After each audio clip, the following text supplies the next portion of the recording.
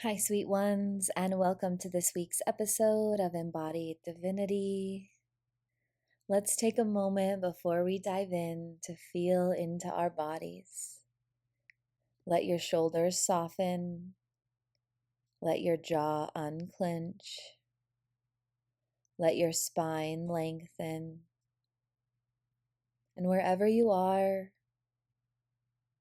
just bring yourself back to this breath, to this moment, to this body. Because that's what we're talking about today. Presence. Not the concept of it, but the actual living, breathing, aching magic of being here in this human experience. So many of us who walk this spiritual path feel this inner pressure to rise, to ascend, to get it right. We light the candles, pull the cards, sit in meditation, say the affirmations, chant the name of angels and gods and stars. And sometimes we end up more disconnected than we were before. I've seen it so many times. I've had clients all over the world come to me after working with certain coaches or mentors or being in spiritual circles, and they feel so disconnected from themselves. Because spirituality, when not really understood, can become another tool for bypassing. It can become another mask we wear, another thing to perfect, another hierarchy to climb. Just like all the systems that we tried to escape, it can keep us striving and performing and pretending. It can keep us reaching for an ideal while bypassing the sacredness of what's already here. I've been there. I've fallen into the trap of thinking if I just healed more or meditated more or gave more or knew more, then I'd feel whole. Then I'd be the perfect mother. Then I'd be the worthy partner. Then I'd be enough. But in doing this work for 2 decades now, what I've learned is that we never had to transcend. The most spiritual thing we could ever do is fully be here. Not just in the joy, but in the rage and the hunger and the grief and the stillness. With the dirt under your nails and choosing laughter over dishes and the ache in your legs after a long day, these are all holy. This life is it. This is the altar. And a lot of times, spirituality and performing in spirituality helps us recreate the obedience wound that we learned from our parents or religion or any of the things that we came here to start healing from in the first place. And so it's really important to continuously drop into the present moment, to let that be enough, to not always have to try to figure out everything or transcend everything or even alchemize everything, but to really be here now and letting this be sacred. This weekend, I slept outside under the stars. It was really beautiful. My family has this cabin in Bear Lake, and it's been in our family for a really long time. And it's where I went to for all of the summers in my childhood and even the Christmases when it was a thick blanket of snow. And there were so many memories there. And I haven't slept outside like I did when I was a kid in a really long time. And so when I went there this weekend with my kids, I chose to sleep out on the deck under the stars, looking over the lake. There was no tent, there were no distractions. It was just me and a blanket and the wide open sky. And the moonlight was casting a shadow across the lake, and the air was cold, but my body was buzzing. And it wasn't fear or discomfort or even the shivers. It was from the aliveness of being there in this moment, from being present, from remembering. In those hours of softness and stillness, I didn't need a mantra. I didn't need a practice. The moon herself was my ritual. My breath was my prayer. And I think sometimes we forget that the earth is always calling us back. That presence isn't something we achieve, it's something we return to. And the more we're present, the more we see the beauty of this life and also understand that we're in the exact right moment at the exact right time. And it's even in the harder moments. In fact, just a few days ago, I was in the store. And if you've been reading my raw journal entries on Substack or even listening to the last couple weeks where I've spoken about the ache and the grief that I've been in, you know that I've been allowing myself to just sink into this darker space that needed to be held for a few days. And I was starting to come out of it after this last full moon. I kind of felt a shift in my body, like my head peeking out of the cocoon, ready for something new. But I was still on the edge of the darkness. Like I could still feel that I could slip back into it. And I was making a conscious choice to feel the magic in each moment, to feel the beauty in each moment. And so I set an intention that morning to do just that. And I'm in the store and I'm looking for this body wash that I really love, and my mind is a little foggy. And I started to feel this flicker of lack move through me that I haven't felt in a really long time. And the heaviness of just like not enoughness, not enough time, not enough money, not enough me. And I'm sitting here feeling this. And then I saw this woman out of the corner of my eye. She was in her 40s and absolutely just like radiating beauty. And she was dancing in the aisle. And I smiled and I was just like, yeah, you go in my head. But then she looked at me and she was like, yeah. And she starts like shimmying towards me and leaning down into me. And it just made me giggle. And I said, God, I love your vibe. I love who you are in this moment. And she said, you know what? If you don't feel good, you've got to make yourself feel good. So I might as well dance because today was a hard day. And we just laughed. And just like that, I was back, not fixed, not cured, just returned to the moment, to myself, to that simple truth. This is what we came for, the weirdness, the grace, the small, the ordinary, beautiful moments.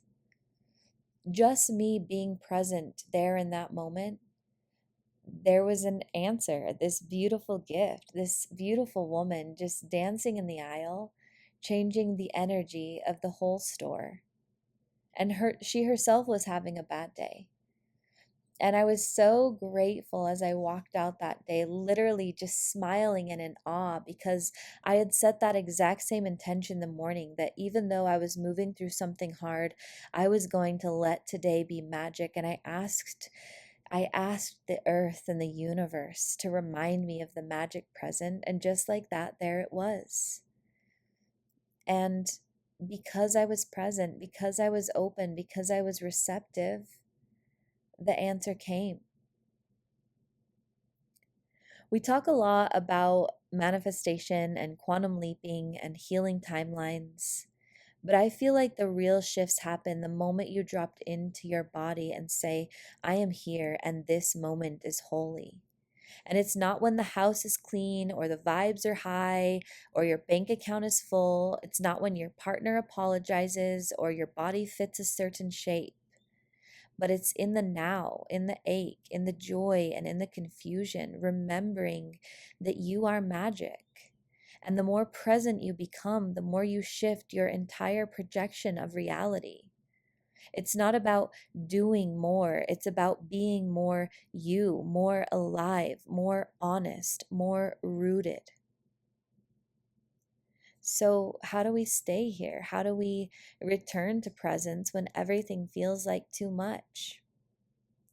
Here are a few things that I've done this last month as I've navigated my way through some really uncomfortable feelings. One of the things that's my favorite and so easy is a 5 cents check in. In a moment when things are feeling heavier or I'm feeling disconnected, I ask myself, what's one thing I see? What's one thing I smell? What's one thing I hear? One thing I taste, and one thing I touch? And I anchor into the moment through my senses. And it's a really grounding somatic practice of just coming back here now. The other thing is breath. Breathe like the earth. Inhale through your nose, slow and deep, and exhale like wind rustling leaves. Let your breath mimic the world around you. Let your breath be a holy return. And that constant, deep, earth like breathing can you bring you back to such a grounded, present state. One thing I really love is candlelight and candlelight rituals. I often light candles to just call in the vibes that I want, to release things, to hold things with me. But one of my favorite and easiest go to mantras when I light a candle is I am willing to feel and I am willing to stay. It's as simple as that. I'm willing to feel, I am willing to stay. And it helps me anchor into the present no matter what's moving through my life circumstances. Another thing I like to do is write all of the magic. I keep a journal of the moments that I might have missed, the way the sun hit my coffee, the way my daughter's laughter sounds, the ache I feel in my chest, and I write it in a really magical, whimsical way. I've actually been sharing some of my raw journal entries on Substack for the last 20-ish days. And it's been very cathartic for me, but it's been really beautiful also for the people in my community that are reading them and can relate and can see that even in some of the darkest, heaviest moments, we can choose to feel into the magic and beauty there. And so if you can just allow yourself to write and let even your hardest days be magical in those words that you write, it's a very freeing experience. And I promise by writing down the hard shit that happens, you're not creating more of it. You're honoring this human experience and you get to choose what's next. So I know a lot of people have been kind of brainwashed by new age spirituality that like don't write the hard things, don't think about the hard things because you're going to create more. But honestly, oh, that's such a bypass of the beauty of this whole human experience. So let yourself enjoy it. So those are a couple things I did when I was moving through a deeper ache this last month. And honestly, it was really about tapping into the here and now and holding space for all of it. And I know that's why that now that I'm coming out on the other side of this particular cycle, I can feel so much gratitude towards what I just moved through, because I was really present with it. Really, what I want you to take away more than anything is that you were never meant to transcend your humanity. You were meant to embody divinity within it. On Wednesday, I'll have a brand new guided meditation to help you really sink into the sacredness of the human experience. And all week on Substack, that's what I'm going to be writing about, whether it's small little inspirational notes or longer articles with things that you can do in it to help you find that aliveness again. So check that out there. Also, my book, Breathe Deep and Plan on Miracles, helps you really deepen into that part of yourself. And if you're deep in the ache, or if you want to just do a little bit more work around the awareness in some of the programs that you're living from, my Inner Child Oracle cards or the Inner Child Guidebook are really amazing resources to help you deepen into the here and now and hold space for all that's arising.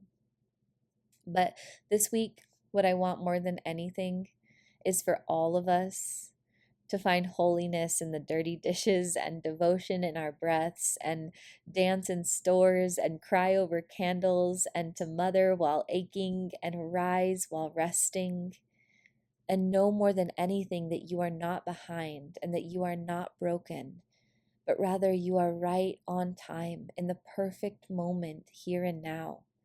And by choosing to be here, you are already living in the magic. There is nothing you have to do and no one you have to be, but to simply exist and let that be enough. And I love you and I see you, and I'm holding all the space for whatever you might be moving through. Feel free to comment below this and let me know how it resonated or what you're experiencing this week. I love to hear it. I love to connect. And I'll see you guys Wednesday for that guided meditation.